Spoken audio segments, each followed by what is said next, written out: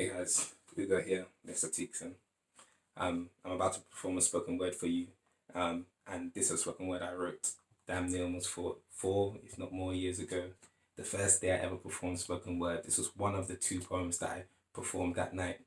And it was just about like everything that was happening then.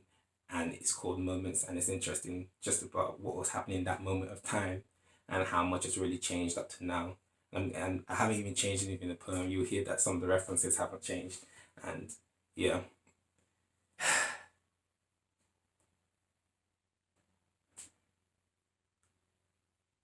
Moments.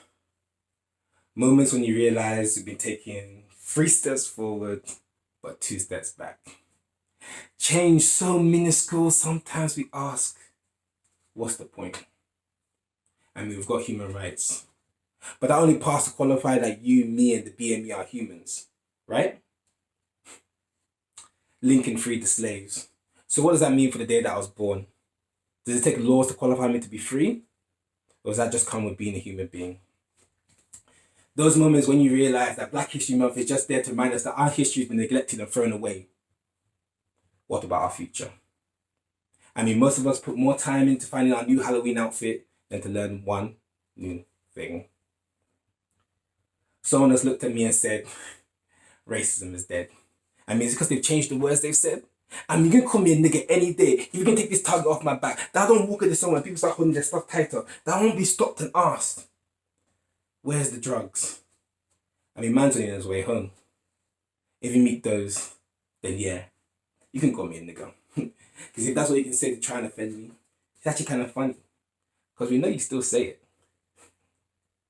Don't you know I graduated from singing Rain, Rain, Go Away to remembering to take my umbrella. But I'm not gonna lie, sometimes I turn cold, a bit cynical and slightly political. I can't even get angry at these institutions. I mean, I wasn't even being considered when they wrote their constitution. I mean, yeah, later on they came and said I was 3/5 of a human being. I qualified to be in the zoo before I could go to school. They could throw money on the floor and call me a mandingo and expect me to prize fight. The same man who said all men are created equal had slaves at home. Our lands, people, resources being exploited. And then when we make it over here, they open their teeth to say we'll get deported. Oh.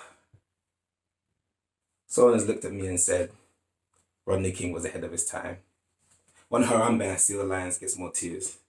I'm not gonna lie, I don't even watch these videos anymore. Because it's almost like they bring out a camera and says, do it for the vine. Because I'm not surprised anymore. It's almost like it's for bands. But for every video we see, imagine the ones we don't.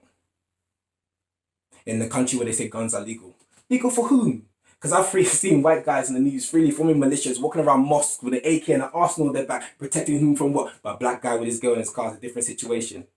A man can have his hands up, in his pocket, behind him, on his knees with the hands held high, just walking down the street, just chilling with friends, just being at home, just staying in class, just trying to get the train, or even just looking for air to breathe.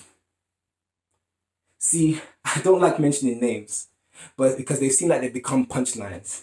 And just like police tape, they're ever ready. It's out of respect, but you know who they are. We should love our fellow man. Love. Is love truly blind if all our issues come down to black or white? It's sad that this is our situation.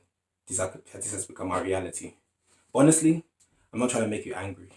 I just want us to come like a family and think. If a tree falls in the middle of a forest and no one is there, does it truly make a sound? And when you ask, has things really changed? I mean, if you have to ask, I guess things are still fucked. But I apologize for swearing. I apologize for swearing. But it does seem that when they hit the vulgarity, that's when they start to consider our humanity. When NWA was saying fuck the police because they were actually getting fucked by the police. When a hashtag can cause an uproar and be remixed into Blue, All Lives, or even Harambe. Fucking Harambe. I'm not saying an animal's life isn't worth anything, but let me know what level you put my name on before you speak. I'm all about love and peace, but all this nonsense has to cease. I've seen that glimmer of light at the end of the tunnel. Hope for change. But I do fear that we may have taken our 3 steps forward, and with Brexit and Trump, and I guess now with coronavirus and lockdown, it might be time for us to go back. But that's for you to decide. I know I've spoken about a lot of things in the air, all this pollution, but hopefully our generation can find a solution. Thank you guys. Let's hope we don't have another moment.